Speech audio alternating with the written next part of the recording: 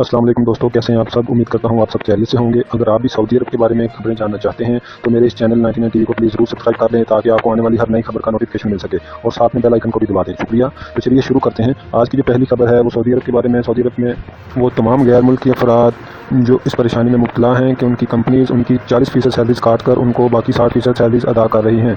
बहुत सारी कंपनियां सऊदी अरब में गैर मुल्की वर्कर्स के साथ ऐसा कर रही हैं और पिछले 2 से 3 महीनों में ये देखने में आया है। याद रहे कि इस काम के लिए सऊदी मकतबा अमल यानी कि वजारत मिनिस्ट्री ऑफ वर्क ने कुछ अहम काम किए थे।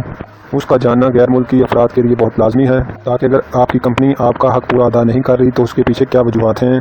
आप इस बात को भी मद्देनज़र रखें कि अगर कोई फर्द वाहिद अपनी कंपनी के ख़िलाफ़ कोई केस वगैरह करता है तो उससे बेहतर है कि एक की बजाय अगर 4-5 अफराद मिलकर कोई ऐसा करें तो उससे ज़्यादा फ़ायदा आपको हो सकता है।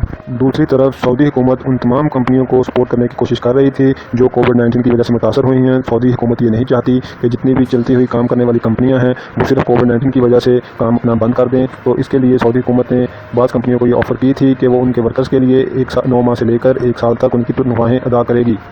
सऊदी हुकूमत ने दूसरी तरफ ये ऑफ़र भी कंपनियों को दी थी कि कोविड-19 की वजह से जो सऊदी कंपनियां अपने वर्कर्स की तादाद को कम कर लेंगी उन पर लाजमी है कि वो अपने वर्कर से काम भी कम लें। इसकी वजह से बाज़ सऊदी कंपनियां इस चीज़ पर अमल नहीं कर रही क्योंकि बाज़ सऊदी कंपनी देखने में आया है कि उन्होंने वर्कर्स की तनख्वाहें तो कम करना शुरू कर दी हैं लेकिन उनसे काम में कमी नहीं की। ये सऊदी कानून की बिल्कुल खिलाफ वर्जी है। अगर आप में से भी किसी की कंपनी ऐसा कर रही है, मतलब कि वो काम आपसे ज़्यादा ले रही है और तनख्वाह आपकी कटौती कर आपको देती है, तो आप इस सिलसिले में सऊदी मकतबा अमल यानी कि मिनिस्ट्री ऑफ लेबर में उसकी जाकर कंप्लेन कर सकते हैं और आपकी कंप्लेन पर ज़रूर अमल दरामद किया जाएगा। लेकिन ये बात आपके जहन में रहे, जब आप अपनी कंपनी के ख़िलाफ़ कोई शिकायत दर्ज करेंगे तो आपकी कंपनी की तरफ से आपको मुज़ाहमत का सामना भी करना पड़ सकता है। तो इसलिए सोच विचार कर अच्छी तरह किसी से मशवरा कर आप ये अमल इख्तियार करें। बसूरत दीगर ऐसा भी हो सकता है कि कंपनी आपको अपनी काम से निकाल दे तो आप बेरोज़गार भी हो सकते हैं। इसलिए फ़ैसला आपने करना है, बहुत एहतियात से फ़ैसला कीजिएगा।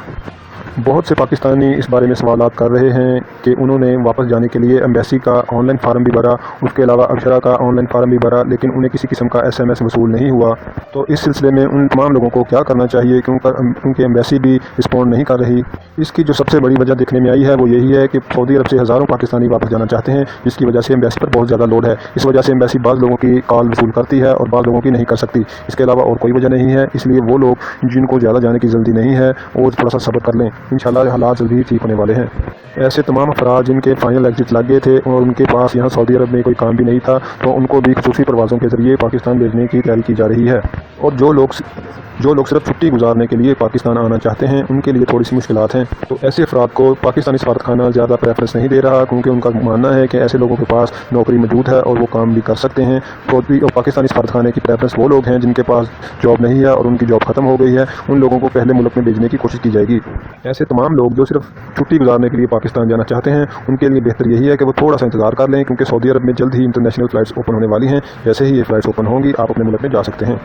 सऊदी हुकूमत की तरफ से ये ऐलान किया गया है कि ऐसे तमाम अफराद जो सऊदी शहरी हैं उसके अलावा गैर मुल्की हैं जिनको इस साल हज की इजाज़त मिली है उनके लिए कुर्बानी का सेटअप क्या होगा। इस सिलसिले में ahadi.org के नाम से एक वेबसाइट लॉन्च की गई है। आप इस वेबसाइट से कुर्बानी का जानवर खरीद सकेंगे और कुर्बानी के बाद ये जानवर आपके घर या जहां आप क़याम पज़ीर हैं वहां पहुंचा दिया जाएगा। सऊदी अरब से तमाम गैर मुल्कियों को उनके ममालिक की फ़्लाइट्स लेने के लिए आ रही हैं क्योंकि आपको मालूम होगा कि सऊदी अरब में अभी तक इंटरनेशनल फ़्लाइट्स ओपन नहीं हुई हैं लेकिन वन साइड फ़्लाइट्स जारी हैं और सऊदी अरब ने बहुत से ममालिक को ये इजाज़त दे रखी है कि वो अपने शहरियों को यहाँ आकर लेके जा सकते हैं। तो इस सिलसिले में पाकिस्तान से भी फ़्लाइटें सऊदी अरब आ रही हैं जो अपने शहरियों को वापस पाकिस्तान लेके जा रही हैं। इसी सिलसिले में जुमेरात के रोज़ दमाम और रियाद से जुमेरात के रोज़ 3 फ़्लाइटें पाकिस्तान रवाना हुई हैं।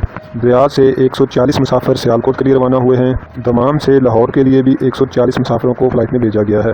1 मई से अब तक 91 फ़्लाइटों के ज़रिए तकरीबन 18,000 पाकिस्तानी दोबारा पाकिस्तान जा चुके हैं। सऊदी अरब में इन दिनों गैर कानूनी तरीके से सऊदी अरब से बाहर पैसे भेजने के खिलाफ सख्त ऑपरेशन किया जा रहा है। रियाद पुलिस ने इसी सिलसिले में हुंडी का काम करने वाले 2 गैर मुल्की अफराद को गिरफ्तार किया है और उनके कब्जे से नकदी भी बरामद की है। ये एक ही हफ्ते में दूसरी कार्रवाई है बांग्लादेशी अफराद के खिलाफ। इससे पहले भी मैंने आपको अपनी एक वीडियो में बताया था कि एक घर पर छापा मारकर पुलिस ने बांग्लादेशी लोगों को पकड़ा है और उनके कब्जे से काफ़ी ज़्यादा तादाद में नकदी बरामद की है। ये दूसरा गिरोह है। ये लोग मेहनत मजदूरी भी करते थे और साथ में हुंडी का काम भी करते थे। इनके पास से भी नकदी बरामद हुई है। जैसा कि आप लोगों को पता होगा कि कोरोना वायरस की वजह से पूरी दुनिया में इंटरनेशनल फ़्लाइट्स पर पाबंदी लगा दी थी।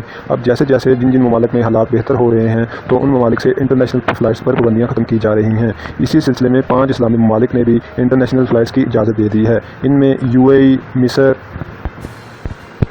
مسقط، لبنان اور تیونس شامل ہیں۔ ان تمام ممالک نے 1 جولائی سے تمام حفاظتی تدابیر کو اپناتے ہوئے انٹرنیشنل فلائٹس کو کھول دیا ہے۔